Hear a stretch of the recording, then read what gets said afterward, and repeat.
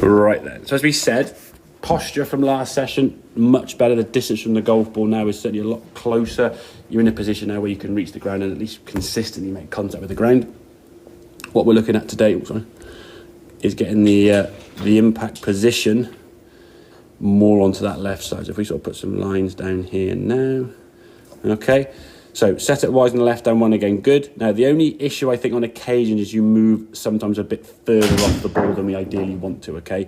Having a little bit of lateral movement is fine, but obviously you've got to move a lot further back to the left. So when you're a little bit tense on the golf course or a bit anxious, people watching, you'll move back there and it's like you can't move at all now because you're so locked and tight. So trying to get back to that yellow line would be very difficult. So in this case, because of the previous movement, you weren't too sure what you were trying to do. There's your impact. You can see your shoulders off the line, the left hip's off the line. Your hands are kind of almost slightly behind the golf ball, trying to kind of scoop and flick it up in the air. Now, on a good lie, as on the mat, the ball goes up in the air nicely, but it will go left. Okay? If it's a bad lie and the ball sort of sat down, if your club is hitting the golf ball now with kind of this motion, as opposed to that motion, you are going to catch top of the ball or middle of the ball at best. Okay? So that was kind of your impact position there. If we look at the right hand one now, as you go back, I've got to move actually fair, hang on, I'll redraw that line, get it out of there. There we go. Okay, so move off the ball a little bit there now, but just watch your hip movement now. You can see moving into that left side. So there's kind of more your impact. You're starting to move towards that left line, okay? And that left line's off your foot because the camera moved a little bit, okay? But there's your hands kind of more impact. Ball just flicked past a little bit, but you're moving, you're shrinking that gap between your left hip. And again, that's just the first few swings you made.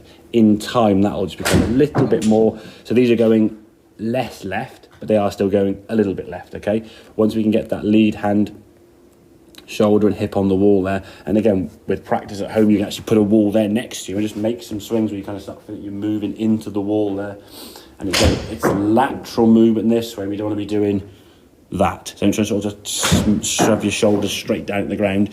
We want those hips to be the sort of more of the dominant force moving towards that wall.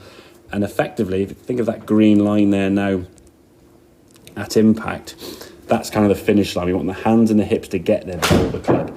If we're hanging back here and the hands are way away from that finish line, the club's flicking through, that's when the club's kind of scooping or closing to the left. You either hit the golf ball left or along the ground, one of the two, or maybe the ground first, it sort of pops up in the air, okay? So getting that sensation from the top here, as we said, you're going to move to that wall there. Like I said, if you move a bit further off the ball there, the good thing is the backswing length now is really much further than it was before. You have the confidence now to swing it well up there, okay? It's now having to move back. If your hips were kind of maybe here at the top of the backswing, moving to that green line would be a lot easier. The fact you just moved a little bit further off the ball there where you started, and there's just a little bit of lateral movement there and a little bit lifty. So you're just moving a little bit too far that way. It just means you've got to do more work to get back to the wall. So a little bit more rotation rather than sliding the backswing. But I want you to focus mainly on what that left hip's going to do now. If that left hip can move back towards the wall there, you've got a chance of swinging. Again, in terms of the follow through, if we sort of finish where you are there, arms are a little bit close here, but just generally looking at the body when you finish the swing, okay? There's a lean back on there. The foot's flat. That's a little bit straighter, and that right foot now is starting to lift off the ground, yeah? Where this foot now is pretty planted, doesn't really move. It takes that doesn't really move off the ground at all, does it? And in actual fact, when you sort of swing through, it moves back off the ground, also on the ground even more so, and all your weight now to your lead leg leaning backwards a lot there, where this one here now you are moving a bit more towards target. So the understanding of what you're trying to do, I think, is key. I would practice that kind of dragging drill where you're putting the club, as we said, at setup.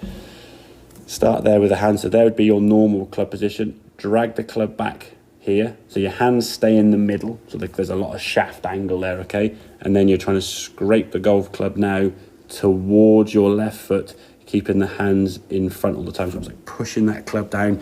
And when you do that, because your task then is just to focus on scraping the club this way to that way, your body will kind of just function. If you're doing, there's no way you can get into that left-hand position there and keep the club on the ground scraping. It's bound to come up in the air. So the movement of just scraping that club, sort of pushing that club into the ground, like you're putting pressure into the ground, just so you're compressing that club downwards, getting more of this motion this way, your body will start moving in that direction.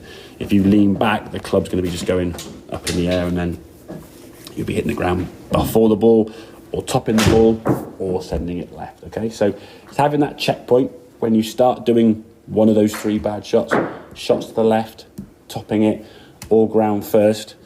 I would say most of your weight now is staying on this back foot. If we can start moving a bit more towards target, moving this way, we hit the golf ball, give you a better chance to strike the golf ball more cleanly.